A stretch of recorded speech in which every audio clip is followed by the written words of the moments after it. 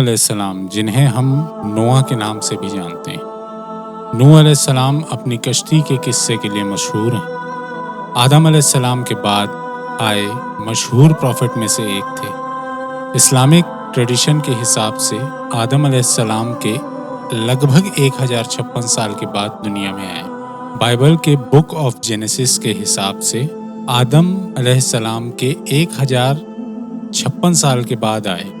دونوں کے حساب سے اگر دیکھیں تو لم سم 2948 ایئرس بیفور کرائسٹ BC آپ دنیا میں آئے، اور کچھ اسکالرز کی مانیں تو لگ بھگ 2948 BC سے 1998 BC کے بیچ دنیا میں آئے تھے۔ الٹیمیٹلی ایگزیکٹ برتھ ایئر دعوے سے نہیں بتایا جا سکتا۔ ایز پر اسلامک ٹریڈیشن ان کے فادر کا نام لمیک تھا۔ قرآن میں ان کی مدر کا نام نہیں بتایا گیا ہے، لیکن کچھ ہسٹوریکل سورسز کے حساب سے ان کی ماں کا نام زرح تھا، جو ہسٹوریکل سورسز سے پتہ چلتا ہے کہ ان کی وائف کا نام زارا یا زرح تھا۔ نوح علیہ السلام کے 3 بیٹے تھے، شیم، حام، جفیت۔ نوح علیہ السلام کے ساتھ تھے۔ شیم نوح علیہ السلام کے ساتھ تھے اور باڑھ سے بچے تھے، ان کی کشتی میں ہی سوار تھے۔ شیم سیمیٹک لوگوں کے جیسے عرب، ہبرو، اسیرینز ان کے پوروج تھے۔ دنیا کو دوبارہ آباد کرنے میں ان کا سب سے بڑا ہاتھ تھا۔ اللہ نے نوح علیہ السلام کو لوگوں کو ایک اللہ کا پیغام دینے کو کہا اور بت پرستی کو چھوڑنے کا حکم دیا۔ بہت سمجھانے کے بعد بھی لوگ نہیں مانے۔ لوگوں نے نوح علیہ السلام کو پریشان کرنا شروع کر دیا۔ جب بھی نوح علیہ السلام ان سے اللہ اور بت پرستی کے بارے میں کچھ کہتے، لوگ ان کا مذاق بناتے۔ بار بار سمجھانے کے باوجود لوگ اللہ اور ان کے نبی ہونے کا انکار کرتے اور انہیں حد سے زیادہ پریشان کرتے۔ جب نوح علیہ السلام کو برداشت نہیں ہوا تو انہوں نے اللہ سے لوگوں کے لیے بد دعا کی۔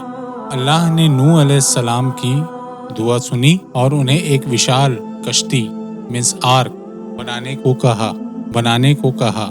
نوح علیہ السلام نے کشتی بنانے کا کام چالو کیا۔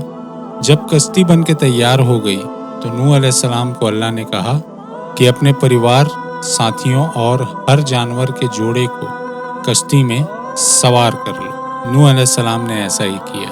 جب وہ سوار ہو گئے تو اللہ نے زمین سے چشمے اور آسمان سے موسلادھار بارش کر کے پوری دنیا میں باڑھ لا دیا، اور جو لوگ نوح علیہ السلام کی بات نہیں مان رہے تھے، اللہ کے ایک ہونے کی گواہی نہیں دے رہے تھے، نوح علیہ السلام کو پیغمبر نہیں مان رہے تھے، ان کو پریشان کرتے تھے، ان سارے لوگوں کو اللہ نے اس باڑھ کے ذریعے ہلاک کر دیا۔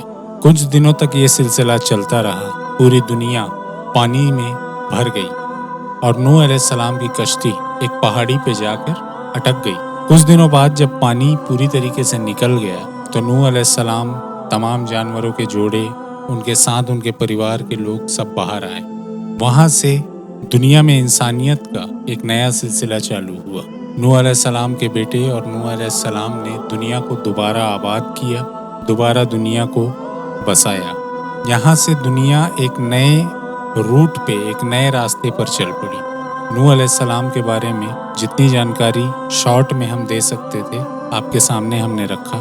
نوح علیہ السلام، ان کا قرآن میں کئی بار ذکر آیا ہے۔ ان کا نام سورہ نوح میں اور بھی کئی سوروں میں آیا ہے، اور اللہ تعالیٰ نے انہیں موسٹ امپورٹنٹ رسولوں میں سے ایک کا خطاب دیا۔ انشاءاللہ جو کچھ بھی جانکاری ہم نے دی، امید کرتے ہیں آپ کو وہ جانکاری اچھی لگی ہوگی، اور ہم سے اگر کوئی غلطی ہوئی ہوگی تو ہم اللہ سے معافی کے طلبگار ہیں، اور آپ سے اس غلطی کو جاننے کے لیے ہم اپنے کمنٹ باکس میں آپ کے کمنٹ کا انتظار کریں گے اور اس غلطی کو انشاءاللہ سدھارنے کی کوشش کریں گے۔ اب آپ سے وداع لیتے ہیں، ملتے ہیں اگلے ویڈیو میں، اگلے پروفٹ سیریز کے ویڈیو میں۔ پلیز لائک کریں، سبسکرائب کریں اور شیئر کریں۔ والسلام۔